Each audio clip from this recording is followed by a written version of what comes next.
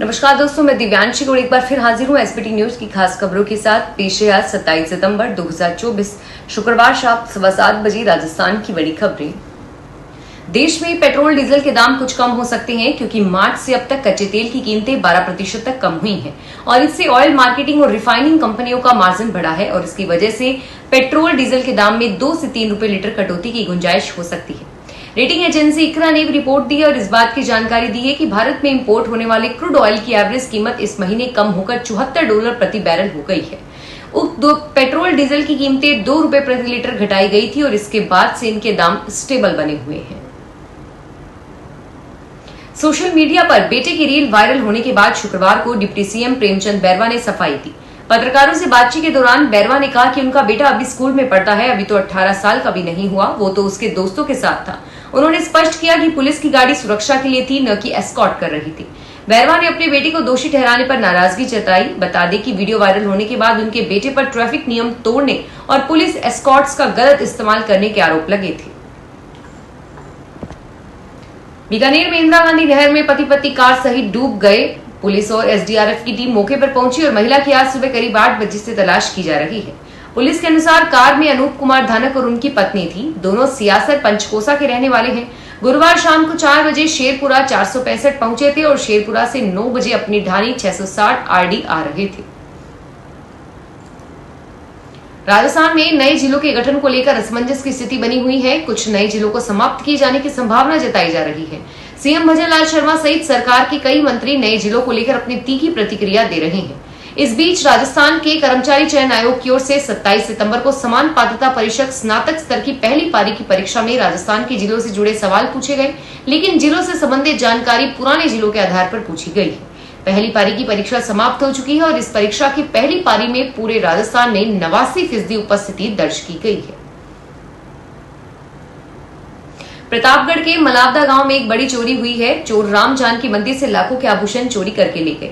इस घटना ने ग्रामीणों को आक्रोशित कर दिया और पुलिस से जल्द चोरों को पकड़ने और चोरी हुए आभूषणों की बरामदगी को लेकर मांग की। चोरी की घटना रात को हुई। चोरों ने मंदिर के गर्भगृह में सेंध लगाकर 2.5 किलो चांदी और सोने के आभूषण चुरा लिए। 3 छत्र, 2 मुकुट और चांदी के कुंडल, चांदी की चैनी, भगवान के पैरों के कड़े और सोने की नथ भी इसमें शामिल है। तिरुपति बालाजी सहित देश भर के कई मंदिरों में प्रसाद में मिलावट का मुद्दा उठने के बाद राजस्थान में भी एक्शन जारी है। स्वास्थ्य विभाग की फूड सेफ्टी टीम प्रसाद की गुणवत्ता की जांच कर रही है। सवाई माधोपुर के रणथंभौर दुर्ग में स्थित त्रिनेत्र गणेश मंदिर के बाहर प्रसाद की दुकानों और गोदामों पर लगातार 2 दिन कार्रवाई की गई। दुकानों और गोदामों में फंगस लगे बेसन के लड्डू ट्रे में सजे मिले और यहाँ तक कि लड्डू बनाने का मिक्सचर भी खराब था। टीम ने 2870 किलो फंगस लगे बेसन के लड्डुओं को तुरंत नष्ट करवाया।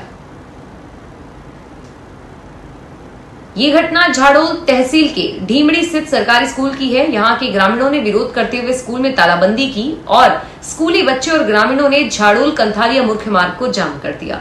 यहाँ सड़क पर उन्होंने टायर जलाकर प्रदर्शन किया और प्रशासन के खिलाफ नारेबाजी की। मार्ग बाधित होने से दोनों तरफ वाहनों की कतार लग गई। विरोध में पीछे का कारण स्कूलों में शिक्षकों की कमी है। ग्रामीणों का कहना है कि स्कूल में शिक्षकों की कमी से बच्चों की पढ़ाई बाधित हो रही है और सभी ने कई बार शिक्षा विभाग के अधिकारियों को अवगत कराया, लेकिन किसी ने भी नहीं सुनी। श्रीगंगानगर के उद्योग विहार स्थित एक फैक्ट्री से पश्चिम बंगाल भेजा गया सरसों का तेल खुट-बुट कर दिया गया। इस सरसों के तेल की कीमत करीब 46.5 लाख रुपए से अधिक बताई गई है। पुलिस ने फैक्ट्री के डायरेक्टर की रिपोर्ट पर ट्रक मालिक और चालक के खिलाफ धोखाधड़ी का मुकदमा दर्ज किया है। पुलिस के अनुसार ऑयल मिल के डायरेक्टर गौरीशंकर व्यास की रिपोर्ट पर अबोहर से मलोट रोड पर स्थित अशोका लॉजिस्टिक के मालिक विक्रम सिंह, ट्रक चालक और ट्रक मालिक के निवासी शामखेड़ा मलोट के खिलाफ 46,58,535 रुपए का ऑयल खुर्द-बुर्द करने के आरोप में मुकदमा दर्ज किया गया है। गौरीशंकर ने पुलिस को बताया कि ट्रक में सरसों का तेल पश्चिम बंगाल भेजा गया था। राजस्थान में 2 दिन शुक्रवार और शनिवार ग्रेजुएट लेवल समान पात्रता परीक्षा का आयोजन किया जा रहा है। प्रदेश भर में इस एग्जाम के लिए 13 लाख अभ्यर्थी रजिस्टर्ड हैं। परीक्षा से पहले अभ्यर्थियों को सेंटर तक पहुंचने के लिए परेशानी का सामना करना पड़ा। रोडवेज प्रशासन की ओर से पर्याप्त बसों की व्यवस्था नहीं किए जाने से बस स्टैंड पर अफरा तफरी का माहौल नजर आया। बसों में ठूस कर सवारियां भरी हुई थी। एक सीट के लिए कई अभ्यर्थी जद्दोजहद करते नजर आए और कई अभ्यर्थी तो दरवाजे की जगह खिड़कियों से बस में घुरते नजर आए। धौलपुर से अलवर जा रही बस को ड्राइवर और कंडक्टर ने गुरुवार रात को बस स्टैंड पर रोका और कहा कि बस आगे नहीं जाएगी। सीईटी एग्जाम देने वाले अलवर जा रहे छात्रों ने इसका विरोध किया तो कर्मचारियों ने लाठी डंडों से पीटकर अभ्यर्थियों को नीचे उतार दिया। श्रीगंगानगर में सांध्या बॉर्डर टाइम्स एसबीटी न्यूज की मीडिया पार्टनरशिप में 18 से 20 अक्टूबर 2024 को श्रीगंगानगर में प्रॉपर्टी बिल्ड एक्सपो का आयोजन किया जा रहा है। यह आयोजन हनुमानगढ़ मार्ग स्थित बालाजी धाम के निकट अग्रवाल ट्रस्ट में होगा। इस आयोजन को लेकर प्रॉपर्टी डीलर्स और रियल एस्टेट कारोबारियों में खासा उत्साह है। लगातार तीसरी बार आयोजित होने वाले इस एक्सपो में ग्राहकों को अनेक उपहार और विशेष छूट प्रॉपर्टी में दी जाएगी। श्रीगंगानगर शहर के अलावा अन्य प्रमुख शहरों के रियल एस्टेट कारोबारी भी अपनी स्टोर लगाएंगे। लगातार 3 दिन तक चलने वाले एक्सपो में सैनिटरी टाइल, लाइट डेकोरेशन, ज्योतिष, आर्किटेक्ट, वुडन ग्लास आदि कारोबार के स्टॉल्स भी रहेंगी। राजसमंद के राजनगर इलाके में गुरुवार रात 8:30 बजे एक मोहल्ले में 4 युवकों को 2 लड़कों ने पिटाई कर दी। इसके बाद माहौल गर्मा गया। इस घटना से नाराज स्थानीय लोग रात में सड़कों पर उतर आए और वाहनों में तोड़फोड़ कर दी। इसके बाद राजनगर थाना समेत 5 लोगों में पुलिस ने माहौल शांत कराया और सामूहिक हनुमान चालीसा का पाठ करवाया। राजसमंद एसपी ने बताया कि कल रात 8:15 बजे राजनगर के यादव मोहल्ले में राहुल और कृष्ण नाम के 2 युवकों के अंदर भिड़ंत हो गई। वे इंस्टाग्राम पर भजन सुन रहे थे। राजस्थान विधानसभा अध्यक्ष वासुदेव देवनानी ने शुक्रवार को अजमेर उत्तर विधानसभा क्षेत्र के फायसागर पहाड़ स्थित प्राचीन चामुंडा माता मंदिर का शुभारंभ किया। श्री देवनानी ने बताया कि अजमेर क्षेत्र के विकास के काम सतत चलते रहे और नवरात्र का आगमन होने जा रहा है। चामुंडा माता मंदिर आने वाले भक्तों को परेशानी न हो, इसको देखते हुए फायसागर चौराहे से चामुंडा माता मंदिर तक सड़क निर्माण का कार्य शुरू किया गया है, जिस पर 40 लाख रुपए खर्च किए जा रहे हैं। कोटा में स्वच्छता ही सेवा पखवाड़े के तहत शिक्षा व पंचायती राज मंत्री मदन दिलावर ने शुक्रवार को अपने विधानसभा क्षेत्र रामगंज मंडी में प्राइवेट बस स्टैंड के पास श्रमदान के दौरान झाड़ू लगाई। शिक्षा मंत्री के साथ स्थानीय जनप्रतिनिधियों और अधिकारियों ने भी श्रमदान किया। शिक्षा मंत्री ने लोगों को हाड़ौती भाषा में स्वच्छता रखने और पॉलीथीन का उपयोग पूरी तरह बंद करने की शपथ दिलाई। उपस्थित लोगों ने हाथ खड़े करके पॉलीथीन और डिस्पोजेबल आइटम का प्रयोग न करने की शपथ ली। केंद्रीय आयुष मंत्री प्रताप राव जाधव ने शुक्रवार को कहा कि आयुर्वेद, सिद्ध और होम्योपैथी तथा अन्य भारतीय चिकित्सा पद्धतियों के लिए शुद्ध और प्रमाणिक दवा उपलब्ध करवाने के लिए देश भर में तहसील स्तर पर आयुष औषधि केंद्र खोले जाएंगे। श्री जाधव ने यहां मंत्रालय की 100 दिन की उपलब्धियों का ब्यौरा देते हुए कहा कि देश के दूर दराज के हिस्सों में आयुष औषधियां नहीं मिलने की मामला सामने आ रहा है और इससे निपटने के लिए देश भर में तहसील स्तर पर औषधि केंद्र खोलने की योजना बनाई गई है। पहला औषधि केंद्र राष्ट्रीय राजधानी की अखिल भारतीय आयुर्वेद संस्थान में 9 अक्टूबर को खोल दिया जाएगा। उन्होंने कहा कि ये आयुष केंद्र शुद्ध और प्रमाणिक दवा उपलब्ध कराएंगे। श्रीगंगानगर के एक मैरिज पैलेस हॉल में ठहाके गूंज रहे हैं, जोर से आवाजें आ रही है। बहुत सारे लोग बुजुर्ग बैठे हैं और एक अधेड़ उम्र का व्यक्ति कहता है कि वाह बहुत खूब, क्या डायलॉग बोला है और इसी के साथ फिर तालियां बजती है। यह स्थान है श्रीगंगानगर शहर के हनुमानगढ़ मार्ग पर स्थित एक मैरिज पैलेस का। इन दिनों यहाँ रामलीला मंचन के कलाकार रिहर्सल कर रहे हैं। इस बार रिद्धि सिद्धि कॉलोनी में हाईटेक रामलीला होगी और इस रामलीला में 100 से अधिक कलाकार रोज रात में रिहर्सल के लिए जुट रहे हैं।